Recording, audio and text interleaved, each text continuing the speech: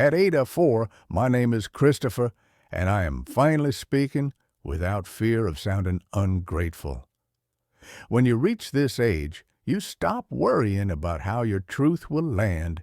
You just want it out of your chest before time takes your voice with it.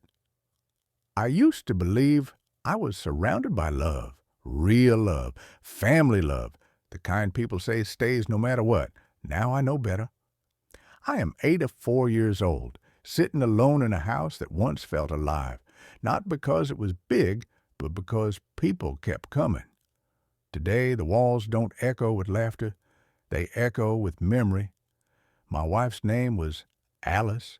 She was the only person who loved me the same on my best days and my weakest ones. She never measured me by my income.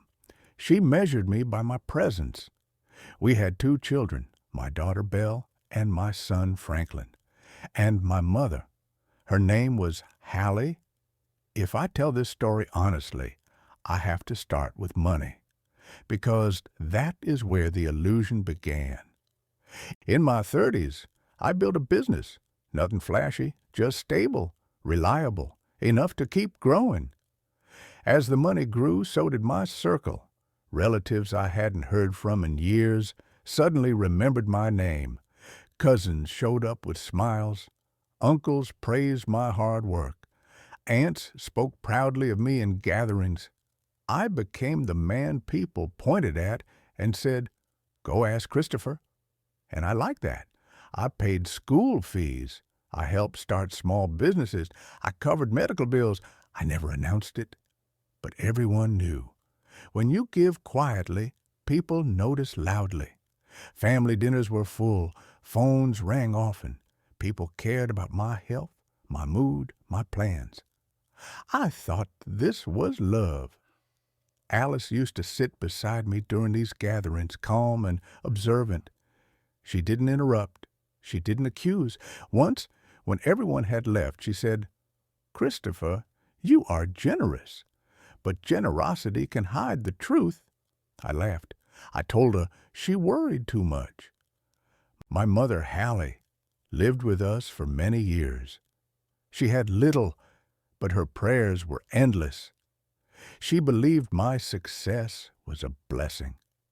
She used to say, "As long as God keeps your hand open, your house will stay full." At the time, I thought she meant generosity. Now I understand she meant dependence. Belle grew up gentle. She noticed moods. She noticed tension. She would sit with Alice in the kitchen and listen. Franklin was different, always in a hurry, always planning the next step. Even as a boy, he was already busy with his future. I admired that drive. I didn't realize I was teaching him distance. For years, life stayed steady. Money came, respect followed. Then my body slowed down. The market changed. The business stopped growing. Income didn't disappear overnight. It shrank quietly. That's when people began to reveal themselves. At first, it was small things, delayed replies, short visits. Then came the change in tone. When I helped, people smiled. When I hesitated, they sighed. Relatives began saying things like, "You used to be more supportive. You've changed. You're not the same Christopher." They didn't say it with anger. They said it with disappointment, as if my worth had expired. I noticed how conversations ended faster when I said I couldn't help, how invitations stopped coming, how laughter around me felt forced. I once overheard a relative say, "He's getting old. He doesn't have it in him anymore." Not "he's tired," not "he's struggling," just finished. Alice noticed before I fully accepted it. She said, "They don't ask how you are anymore. They ask what you can do." My mother, Hallie, still prayed for me every night. She didn't ask for money. She asked if I had eaten. When Hallie passed away, something shifted, not loudly, spiritually.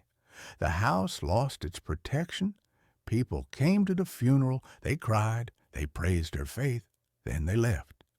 And slowly, the blessings left with her. The business declined further, savings thinned, comfort disappeared, and with it, so did people. Relatives who once called weekly vanished. Those who used to sit for hours now stood near the door. I saw it clearly then. As long as I was useful, I was welcome. When I wasn't, I became inconvenient. Alice fell ill during this time. I took care of her with everything I had left. Doctors, medicine, late nights. She never complained. She never blamed. One night, holding my hand, she said, "You did so much for everyone, Christopher. Just don't forget, you don't owe the world your blood." She passed away quietly. After her death, people came again, not for long. Condolences fade fast when there's nothing left to gain. Belle stayed close. She loved me deeply. I could feel it, but she had her own life, children, responsibilities. Franklin was always busy.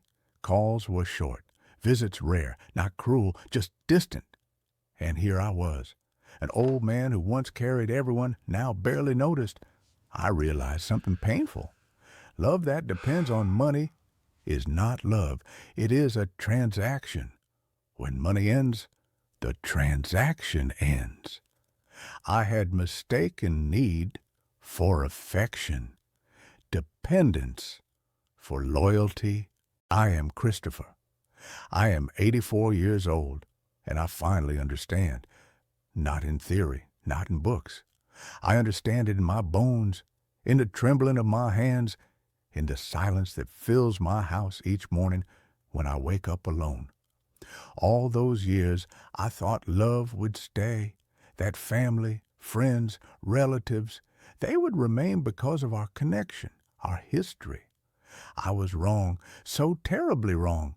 I spent decades giving, school fees for distant relatives, medical bills I paid without asking, loans I gave quietly, expecting nothing, or so I thought. But every time I gave, I saw smiles, I saw gratitude. I believed this was love, this was loyalty. I was blind. Love that depends on what you give is not love. I remember the cousins who smiled when I walked into the room, the relatives who called only when they needed something, the ones who spoke proudly of my success when money was flowing. When my income slowed, they vanished. First came shorter calls, delayed responses, then complete silence, not because they hated me, because I was no longer useful. But Alice, my wife, my anchor, she was different. She never measured me by what I gave. She loved me on days I earned nothing, when I was exhausted, when I felt empty. I took her love for granted. I thought everyone loved like that. My mother, Hallie, was the same. Her prayers followed me everywhere. She had no riches, just her presence and blessings. When she died, something sacred left with her. The house didn't just lose a person, it lost its warmth. I raised Belle and Franklin, teaching them, guiding them. Now they live their own lives. Belle loves me deeply, but she is busy. Franklin calls but briefly. I cannot fault them. I taught them this world, where presence is measured by need, by what you can offer. The lesson breaks my heart. Never build your worth on what you give. People will love you when you are useful. When you are not, they forget. I am not bitter. Bitterness is heavy, and I am too old to carry it. I am awake to the truth of love, connection, and the difference between what I imagined and what is. I wish I had learned this earlier. Maybe it would have changed everything, maybe nothing. But now, at 84, I must speak it before I leave. Do not depend on others for your worth.